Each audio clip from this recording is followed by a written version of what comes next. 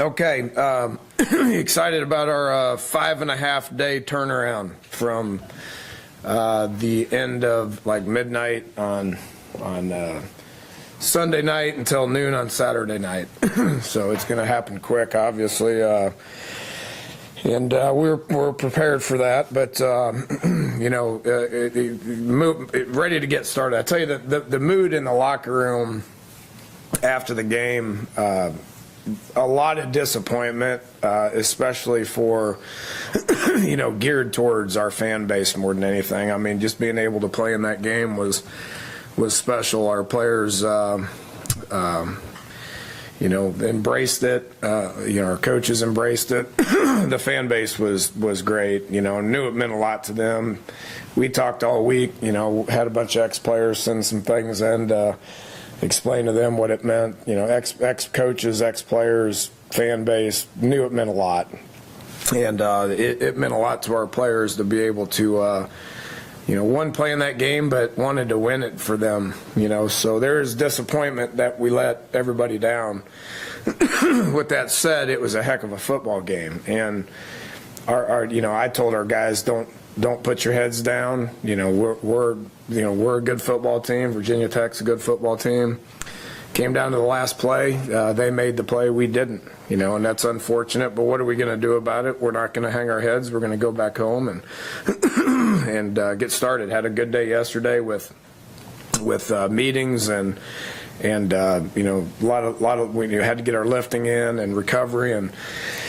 Watch the video, and there's a lot of things that that we know we can improve on, and that's what our goal is this week is to try to identify as much improvement as we possibly can, and then get out there and work hard on it to improve, and that's what I expect our guys to be able to do. I got another challenge this week with ECU. They're it's a funny deal. Coach Montgomery's been there for going on his second year.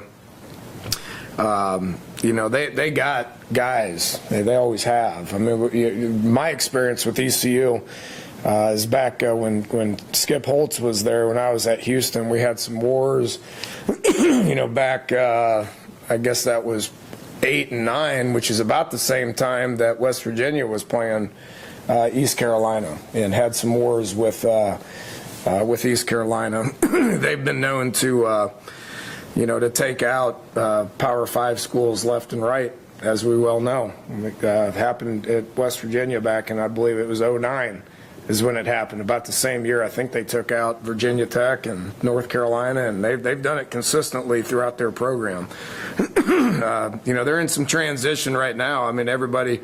A couple years ago, my buddy Ruffin McNeil was there. Pretty much the same group that's running Oklahoma right now was running ECU for 3 or 4 years there. So, but anyway, they're in transition now with Coach Montgomery coming over. He was at Pittsburgh. He was up at the Steelers for a year, and then. Had a couple of different stints at Duke, so he's really a good offensive mind. And if you look at what they do offensively, I mean, they brought in a quarterback from Duke that took over for them there in the second half, and I think they kind of figured out what their identity is. So they started throwing the ball all over the place. I mean, almost 35 passing attempts in one half. I mean, the people, I don't know if they're. That's quite a bit, so throwing that thing all over the place, but that's what their receivers are used to. That's what their O-line's used to. Had a hard time running the ball. When I know when Coach Riley was there, they, had recruited a lot of good receivers, always had. They had one of the top ones in the country a year ago, but they got 2 or 3 guys running around there that are pretty good, and that quarterback's big and kind of gets it to them as well. Defensively, got really good-looking guys running around everywhere. They lost quite a bit off of last year's team, so they're replacing some guys. They, losing to James Madison, I discard that. I mean, James Madison could beat about anybody in the country right now. Won the national championship last year, haven't lost in a long time. So, everybody says, geez, you got a team that lost to an FCS school. They must not be very good or whatever it is. I'm going to go ahead and tell you, James Madison could play with anybody. They've won a whole bunch of games and extremely well coached. They got, just watching that video, James Madison's got a whole bunch of players, but and they're doing a good job. But ECU on defense. They look like they've always looked to me. They got a lot of D linemen. They're big. They're running around. Their middle linebacker, the number 7, the Williams kid, made a ton of tackles. The Irvin kid out of Miami, the number 1 kid, the nickel Sam guy, he's running around making all kinds of plays. One of their captains is their free safety, number 8. So a lot of guys running around. They're trying to figure out who they are. I'm trying to figure out what exactly they do on defense because they do a lot of different stuff. Kind of got them out of position, did a lot of blitzing, got them out of position, and James Madison kind of creased them for a couple of real long plays. Special teams wise, they're good in the kicking game. They got a transfer punter in that's kind of interesting. He's averaging only almost 50 yards a punt. Kid came in from Eastern Michigan, but he launches that thing now, so which is similar to what we saw last week. And they've always had good return guys. So it's going to be a challenge. Excited about being at home. Gold Rush. I would assume we're going to get a lot of people there. Should be a good day. Hopefully it's not doing what it's doing out there right now. I think it's supposed to clear off and be good. So, looking forward to the main thing. Can't wait to get back out there and play. That's the bottom line. So excited about that. All right, thanks for questions. Dana, besides practicing inside today, the schedule this week, your abbreviated schedule, you still have to give the kids a day off? How do you handle? No, we don't, because obviously we cleared all this through compliance and everything, but we're taking like 12 days. We have like 2 days off, and then we got to go like 12 days, and then we got to go 2 days off. So that allowed us to come in yesterday, and we didn't practice them like I normally do at night because I wanted longer meetings.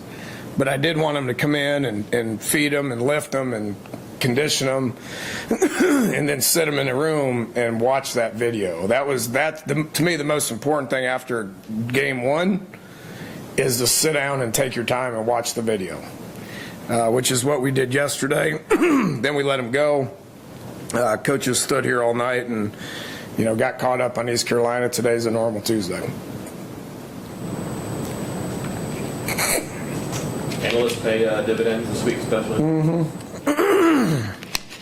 Yeah, this would have been hard to do without him.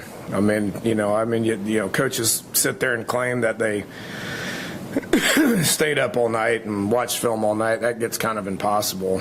If you don't sleep, you're gonna fall out at some point. So, when we came in on yesterday morning, there's a notebook about this big that had everything broke down. And then yesterday we spent, watching our video from Sunday night, meetings with our players, and then taking that James Madison game and confirming a lot of things from what they did all last year. So it definitely helps. The analyst role is interesting. Do they travel with you, or do they stay here and just concentrate on East Carolina? You can have non-coaching staff members travel. That's I just wondered that's no different than Alex and Dorchester. Whether you wanted them looking at East Carolina and just sitting here in the building doing nothing. You got your deal right here. There's technology that's a lot better than your thing right here. The days where you had to splice the tape and in the room and reel it, those days are long gone. They can take a computer. It's amazing. And it holds like 5 years worth of video. You plug it in and you watch. And that won't last. That's technology. Yeah, they travel. There's a lot of times where they can coach coaches all they want to. they can't coach players. They can't talk to players. They can coach coaches all they want to. So, even throughout the course of the week, say for instance, Jake goes to Lincoln and says, give me a report on, what their first play of the second half is for the last 2 years.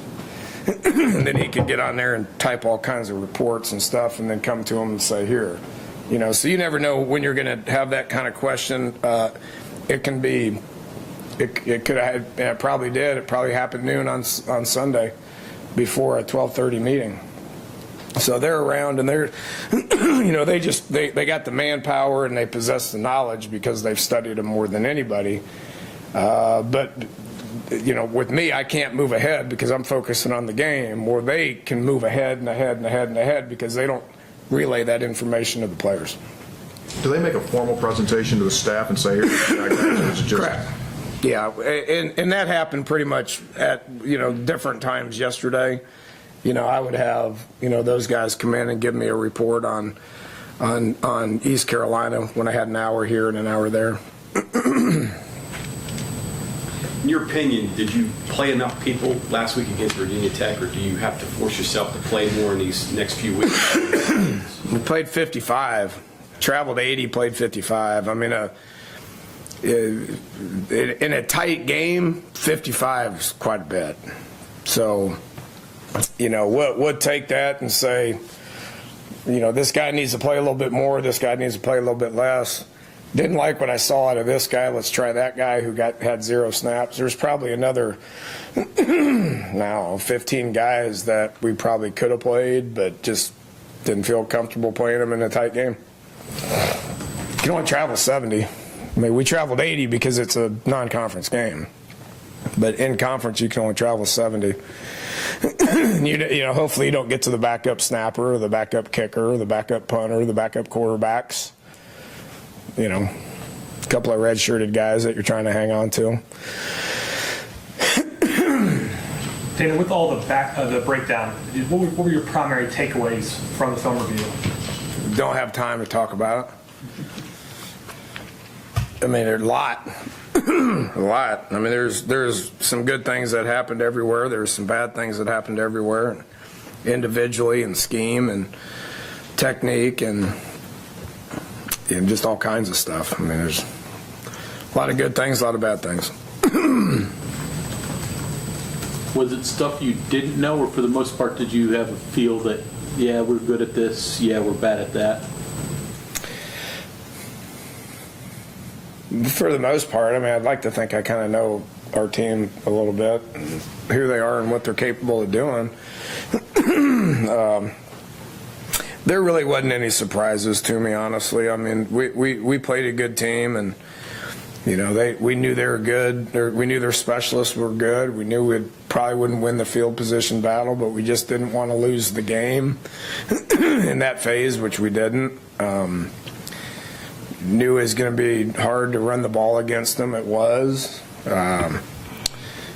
Knew they had. Some skilled kids that could do some good stuff, and they did. I don't know. I mean, it kind of played out the way I thought it would. Evenly matched game, and with a great experience, a great atmosphere. And, we had a chance to win there at the end. We just didn't get it done. Any update on Marcus Sims for this week? He'll be ready to roll. How about Grant? Is he okay? He's going to be fine. He's day to day. Was Kenny, somebody said he looked like he was hurting out there. Who's that? Your punter. He was cramping. He was cramping. Which I can't explain. I mean, I get how Gary Jennings falls out because he ran over 10 miles. I get him falling out. They had number 22, who's a really, really good player, that safety. I get how he was in full body cramps. I can't explain how Billy Kenny is having full body cramps. But he did. And it affected his punting. Hopefully that doesn't happen again.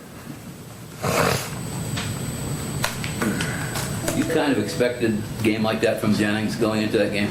Yeah, I did. What was the tip off, or, I mean, what, obviously you were featuring him. I just felt like he's ready to take the next step. And through practice, I mean, a lot of that's not my decision. A lot of that's the quarterback sits back there and goes through reads and looks at where he's comfortable throwing the ball, and he throws the ball to a specific guy that he feels comfortable with. Now, you can say, and I've been saying this for 3 weeks, we got 3 guys that I'm comfortable throwing to, that he's comfortable throwing to. And who'd we throw the ball to? 3 guys. So why are we not throwing it to 8 to 10 like we have in the past? Because receivers 4 through 10 are not progressing the way I need them to progress. I don't know how else to put it. I've been saying it for a month. So, and how we practiced and the comfort level with the plays that we called with Jake, but also the comfortable level that Will has and Gary, we knew we were going there a lot. and we really felt like he was ready to take the next step to be the lead guy, and he did. How different are you? What difference does Sims make in your offense? He helps. I mean, he's got that speed factor. We played Reggie about 30 snaps, got targeted, I think, twice. The more he plays, the more will feel comfortable targeting him. He gives us a speed guy, and then Marcus gives us a speed guy that we desperately need at both those wideout positions. We feel good with David. We feel good with Cron playing outside.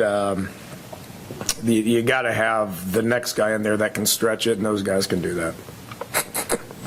Your first game not calling the plays in a long time, how was it for you? Was it hard on the sideline, or how did you interact with Jake? No, I didn't know what to do for the first quarter. I was, looking for people to talk to. This is a true story. It's funny. I'm literally talking to myself. Because, you go offense, and the worst thing that you can do is click over to offense and start talking. Because there's communication that has to exist, and I've told people to shut up numerous times. Shut up. I need this guy to talk. Nobody else. So I knew better than that, and I've never done that to Gibby. I flip over and listen, and change a possession stuff or decisions or timeouts or whatever it is. I hear it and I react to it, but I don't have the talk button on. So when I went to that third line, which is special teams, which those guys go back and forth a lot. You got to go offense and do things. You got to go defense and do things. So I'm sitting there talking to myself for the whole first quarter. I was just like, God, this sucks. So so I went over and I yelled at Dorchester to I was like, go to the empty line so I have somebody to talk to. So it was fine. I didn't feel the urge to intervene whatsoever. I thought we had a really good handle on it. What did you and Ryan talk about? Did you talk about recruiting North Carolina? Or? Yeah, all kinds of stuff. Coach, in today's game, there's obviously, the design of quarterback run, and then there's obviously, some instinctual runs that quarterbacks will do. Obviously, Will on those last couple of drives had a lot of good instincts to get out of the pocket and run. What does that add? What does that do for what he's capable of bringing to the offense? Yeah, we need to get the ball in other people's hands more than his.